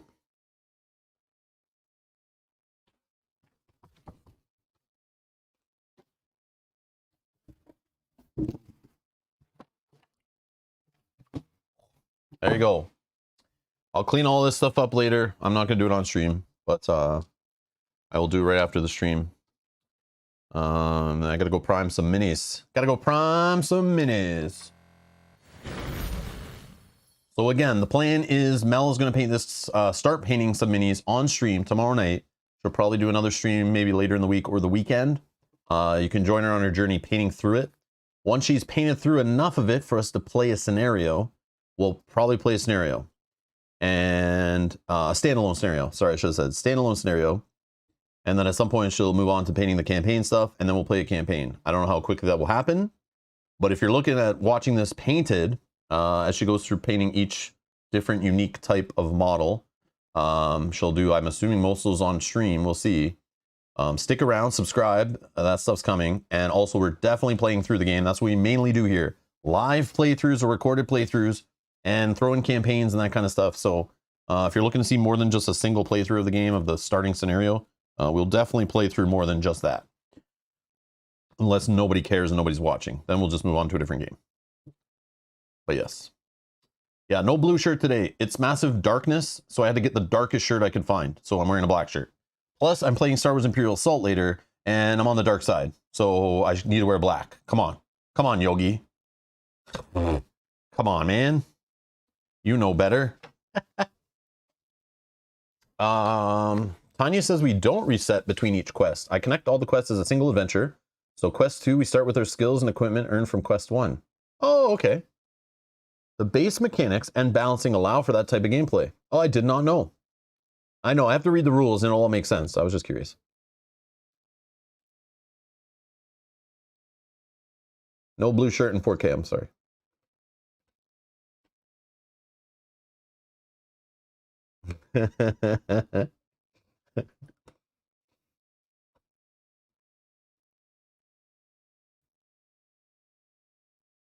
Cool. But yeah, thanks again everyone that voted on the polls on the channel to help me decide whether to even get this game or not, and or the campaign expansion. I do appreciate it. Yeah, the minis look great, the cards look great, tokens look great. It's standard CMON stuff, standard like FFG Asmodee kind of quality stuff, as expected. But yeah, does the gameplay any good? We'll find out. Does it scratch the itch I'm looking for? Does it satisfy our game group? Is it fun to play on stream? Like, are we gonna have a chill time? Are we gonna be disappointed? Am I gonna get bored after the first couple plays of it? We'll find out. Stay tuned. So yeah, so stay tuned. So we're playing Star Wars Imperial Assault tonight, continuing our campaign. If you're looking for that, check out the playlist section if you want to see another dungeon crawler kind of game. Tomorrow I'm playing some Lord of the Rings living card game. We're just going to dabble with the Elf starter deck. Playing some true solo for Lord of the Rings living card game. Taking it through that little mini campaign from the Dark of Mirkwood, assuming we have time for that. The next day we're checking out Nemesis Lockdown, the digital version of the board game. We're going to check that out on Steam, aka PC. And yeah, Mel's streaming painting of this tomorrow evening, so check that out. And yeah, stick around. We got lots of live streams coming up, lots of different stuff playing and painting and sometimes unboxing. Don't get used to it. I'm trying not to do this too much. Unboxings are kind of lame, but they are fun to do live and hang out with you guys. Of course, the job pops in like right at the end. Yeah. So yes, today is Imperial Assault. I checked with Kyle yesterday. He said Monday is good, so we should still be good. I will message him after this stream before I start rearranging all the cameras and lights and table and setting up the game and everything, just to make sure he's still good for today. If he's not, it'll probably move to Thursday, but we'll see. I'll just double check that nothing's come up. He didn't get stuck in traffic or work or got sick or, you know, his kids handcuffed him to a chair or something. You know, something crazy, who knows, but I'll check. And but it should be tonight, which I should go set up for. And I also have to prime some miniatures. And clean up all this junk. But anyways, thank you all for hanging out. Thank you for watching. Hope you enjoyed that 4K unboxing. And yeah, stay tuned to the channel. We got more coming. Thank you for your support. Hit that like button on your way out, and I'll see you in the next one. Bye-bye.